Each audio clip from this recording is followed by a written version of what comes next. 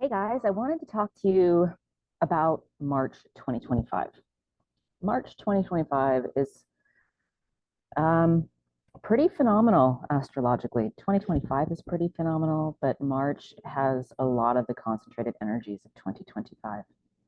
So I wanted to just kind of give us the information so that we have the information. Astrology is just a weather forecast. And if we know about the weather, we can prepare for the weather. That's why I love astrology so much.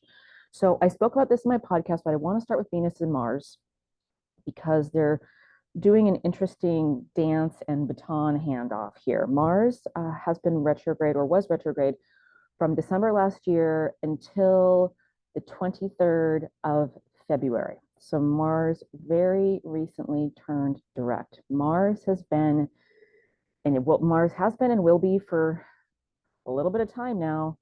It's until the 17th of April. From January 6th to the 17th of April, Mars is in the sign of Cancer. Mars is in its downfall in the sign of Cancer. So beginning on January 6th until the 17th of April, that's the downfall means we're going to see the shadow side of Mars. So if the uplifted side of Mars is action and courage and strength, the the the the shadow side of Mars is aggression and bullying and warmongering and fear mongering. The shadow side of Mars is what we're dealing with cosmologically from January 6th until the 17th of April.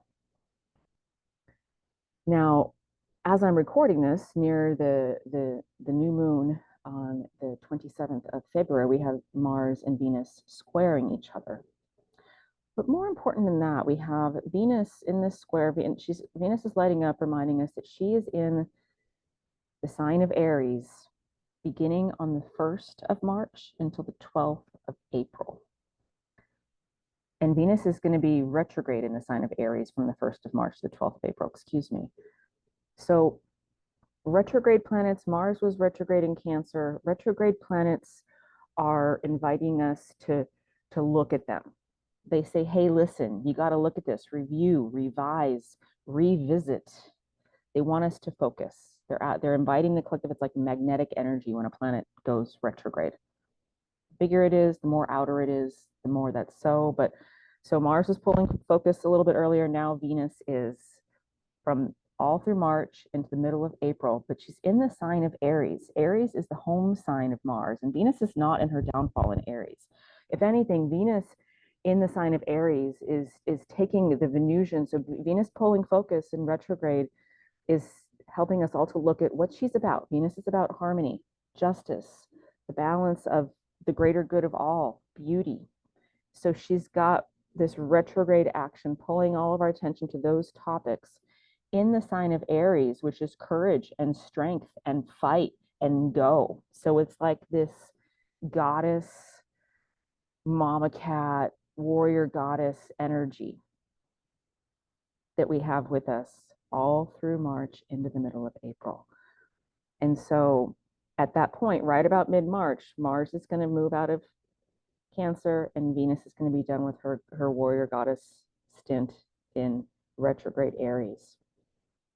But it's interesting to know that we have one more aspect with Mars to look forward to. I'm just going to say this right now, and then I'll go in sequential order.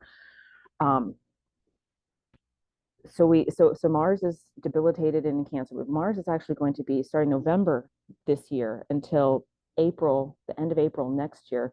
Mars is going to be what's called combust. And it sounds like what it means. So that means it's going to lose strength. Whatever Mars has been doing up until November, it's not gonna have the cosmic. It's gonna lose the gas tank's gonna spring a link essentially, and it's going to be difficult for Mars to assert dominance. And whatever kind of aggression Mars does assert is going to be suppressed. And if that also signifies that it's not a good time to be taking outlandish risks when Mars is combust. I can talk about that as that time approaches, but I thought it interesting for us to note just cosmologically what's happening to help us make sense of everything that's happening in our world.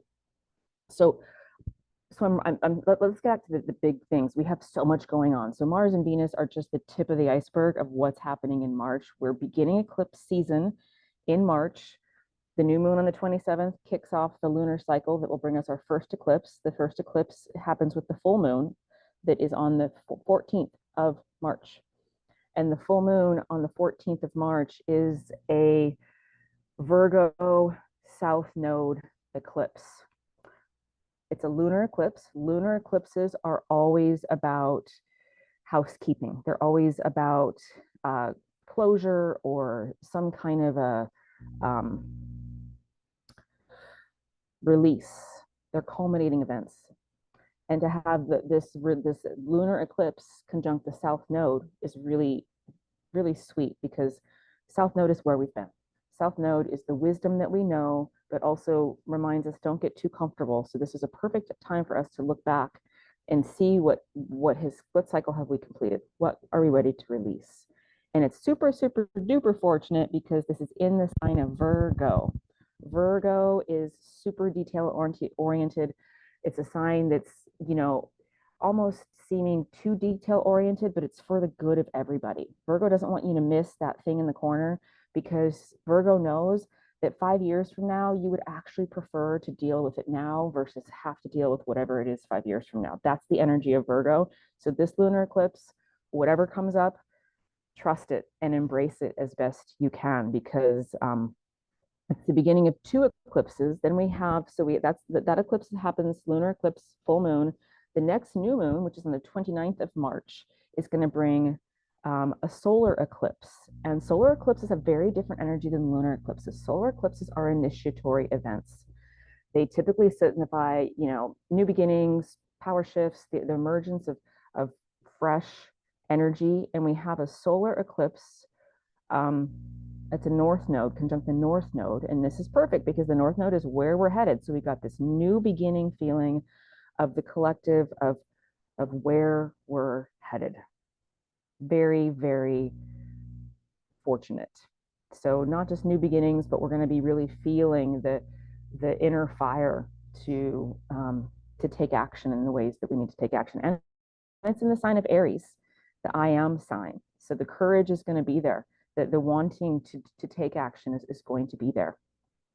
The very next day, after the 29th, which is a solar eclipse of March, we have on the 30th, we have Neptune moving into the sign of Aries. This is big. This is huge. This is almost as big as Pluto into Aquarius. I mentioned all the outer planets are going to be changing signs. So this is going to be a game changer. This is just like Pluto. If you recall, Pluto entered and then did this ingress and digress in and out of Capricorn into Aquarius until it finally is now fully in Aquarius, right? So Pluto's going to do a little bit of the same retrograde forward and backward dance, but this is going to be the first taste. Starting on March 30th, we're going to start to get to know the energies of what it means to have not Neptune at the anaretic degree of the last sign of the zodiac, where it is as I'm recording this, Pisces, really forcing us to look back over all the history of our lives and the collective co-creation and look back and see what we've missed and see what we've learned and see where the illusion and delusion have worked out for us and where it hasn't. When Neptune goes into the first sign of the zodiac, it's going to feel not just like a different country, like a different world. We're going to get a taste of that for a little bit of time. Neptune's going to station retrograde on the 4th of July. Can't make this stuff up, guys.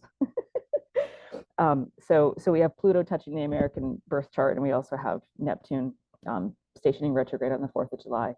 And it's going to move backwards. It's going to go back into Pisces on the 22nd of October this year. And then it's going to, so we're going to have it from the 30th of March until the 21st of October. We're going to get to know what this is, the first taste of what part of this new world looks like.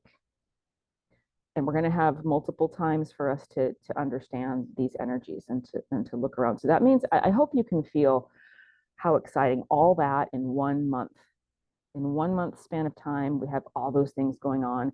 It's worth noting, and I will say here, that on the 24th of May, we also have Saturn, outer planet, big energy shift going into the sign of Aries. It's going to conjunct Neptune. And on the June 9th, we have Jupiter going into Cancer. On July 7th, we have Uranus going into Gemini. And then we also have a Saturn Jupiter square that I'm going to pop my mind if I talk about it right now. All those things, any one of those things would be something that astrologers would be standing on the mountaintop with a megaphone talking about. And there's so much to break down in any one of these things that I'm mentioning in this video. And I've mentioned like more things than I have fingers on my hands to count, right? Not really, but at least 6 things right now that are happening that are really, truly game changing for the collective. And I hope that this helps you get excited.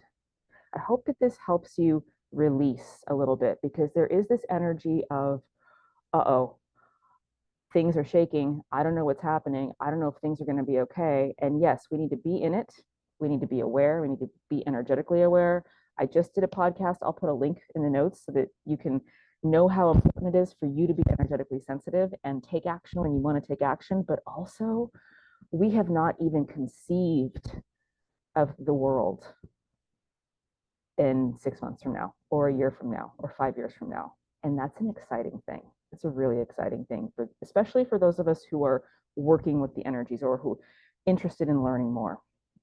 So I also have, well, you'll see it in the next video. I have a ritual for the eclipses if you're into working with lunar energies.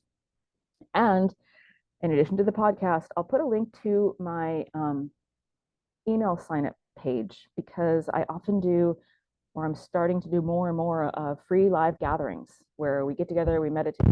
I do readings, tarot readings, oracle readings, pendulum readings. Sometimes I'll teach stuff. So hop on over to the notes for this, and I look forward to seeing you soon.